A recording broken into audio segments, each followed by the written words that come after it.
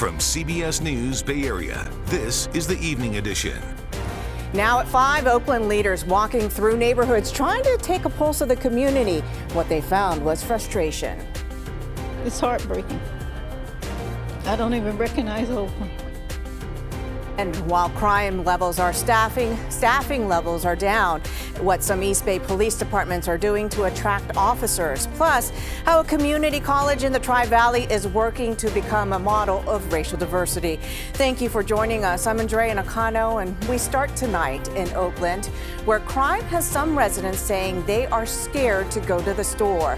Here is a look at some of the crime scenes just from the last 24 hours. At least 2 people were killed in shootings overnight.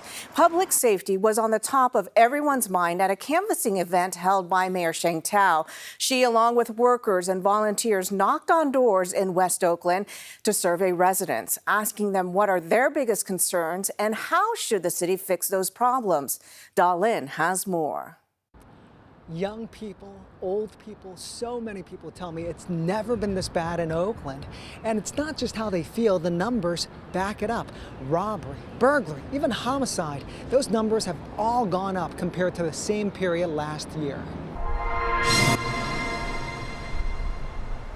Police tapes, shell casings, evidence markers. Neighbors say these scenes are becoming part of everyday life in Oakland. I'm just heartbroken. Like, I grew up here, you know what I mean? And it's not how it was when I was a kid. Like, I'm scared to go to a corner store. Like, I don't know if bullets are gonna be flying. Haley Fletcher says she witnessed a robbery turned murder last year. And more recently, she was a victim of a crime. I was at my graduation and I was attacked and jumped by 8 women. Let's go Oakland! She came to Mayor Sheng Tao's Saturday event hoping to vent her frustration and offer some solutions. She wasn't alone. I don't know why they don't want to bring in the National Guards, because we're at that point. This great-grandmother who lives in East Oakland blames the mayor and the firing of the police chief for the worsening conditions. It's heartbreaking. I don't even recognize Oakland. I was born and raised here. And it's just to see it deteriorate like this, and these so-called politicians keep coming in year after year, whenever they turn, doing nothing. It's worse. But Mayor Sheng Tao says she's working hard to turn things around. She says the CHP is sending in officers, and the governor is giving the city money to install 300 cameras to fight crime. Let's be very clear, these issues and problems, especially around crimes, it didn't happen overnight. This has been happening for many, many years. And so under the 8 months that my administration has been in office, we have brought back the foot patrol officers. Supporters are asking neighbors to give the mayor some time. We're already acting with urgency. The mayor is working with multiple levels of government to bring in resources. There is hope. And I have hope and faith in Mayor Sheng Tao that she can pull all this together with her leadership. Now, it's going to take some time. But many residents say they're running out of time and patience. They want results. I hear the mayor talk a lot, but I don't see a lot of action. And I'm sorry to say that. You know what I mean? Less talk and more action. Haley wants more programs for young people, and the mayor says she agrees with that solution. That's why she's investing a lot of resources into the next generation. Now, Mayor Sheng Tao directed questions about the state money missed to City Administrator Justin Johnson. He called the outcome unacceptable. But we certainly I accept responsibility for what was lost. Quite frankly, we just missed it, and so we failed in that space. And so there really isn't an excuse. All I can say is that we'll certainly look at this as an opportunity to improve and move forward. Meantime, several jurisdictions throughout the Bay did get a share of the state's $267 million for retail theft, including the Alameda County District Attorney. Most notably, San Francisco Police got a $15.3 million bonus to step up their efforts. Across the Bay Area, most police departments are understaffed. Fremont PD hoped to help change that today with a recruitment fair. Our Max Darrow has the story. The Fremont Police Department isn't the only one struggling with staffing. In fact, its vacancy rate is better than some of the surrounding jurisdictions. But like many departments, they are looking to better retain and recruit personnel, and sign-on bonuses are a part of the strategy.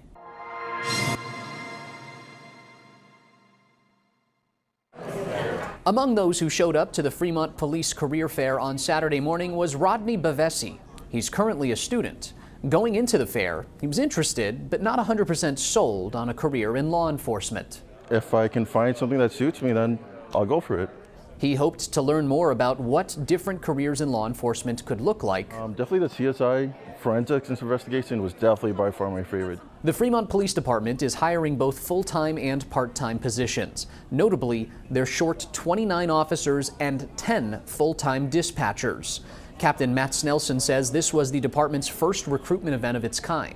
It's a competitive job market, and so we're trying to make sure that the community and potential job applicants know what it means to have a meaningful career at the Fremont Police Department and all the different options that are available. Aside from giving prospective candidates some face time with department personnel at the fair, Fremont PD is also offering a sign-on bonus of up to $20,000. They're not the only department, though, hoping financial incentives will help with recruiting.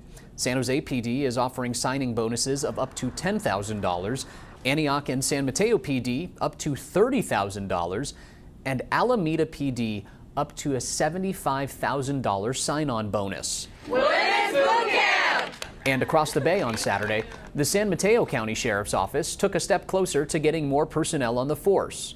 Around 30 women graduated from the Women's Boot Camp program. Well, I want to thank you all for your dedication. It's a 10-week program to help get women interested in careers in law enforcement ready for testing. They'll be able to now take the what's called the WTSB testing that's required to get into law enforcement. The sheriff's office there joined the 30-30 initiative, where they're aiming to get their recruit classes to be 30% women by 2030. Back in Fremont, Bavesi didn't walk away from the fair with his mind set on joining the department, but the gears were turning for a new potential career path. I could definitely see myself joining any part of the jobs that you're hiring, to be honest. The police captain says the job application process is tough, and that in itself is a challenge when it comes to recruiting. He was hopeful this event would help prospective candidates get a real sense of what they are getting into. A former music teacher in Castro Valley has surrendered to the Alameda County Sheriff's Office. Keita Hasegawa taught at Castro Valley High School. He surrendered after the DA's office issued a bench warrant for multiple child sexual abuse charges. The Sheriff's Office says the charges stem from a relationship he allegedly had with a student.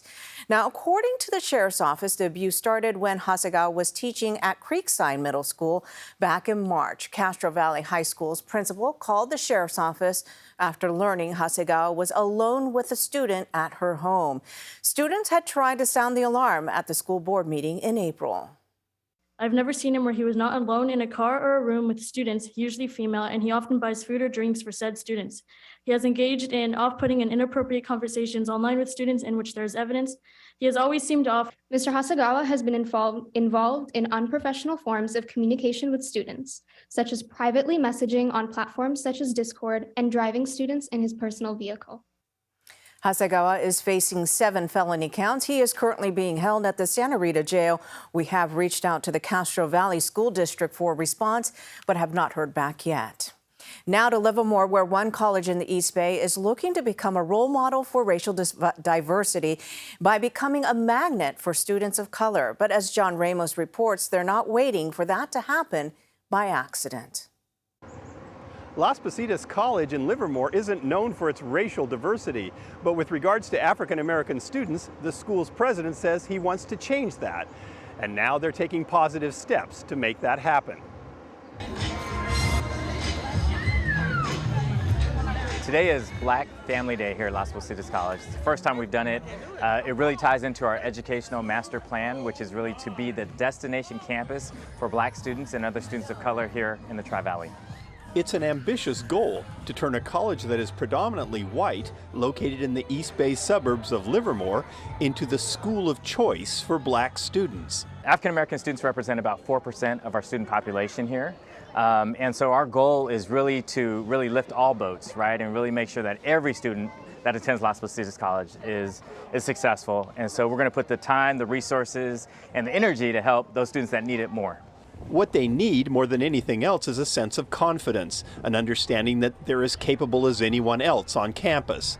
But Student Services Vice President Jeannie Wilson says that can be tough when students enter college feeling like outsiders. And so you have this sense sometimes of imposter syndrome where you can feel like, maybe I don't belong here.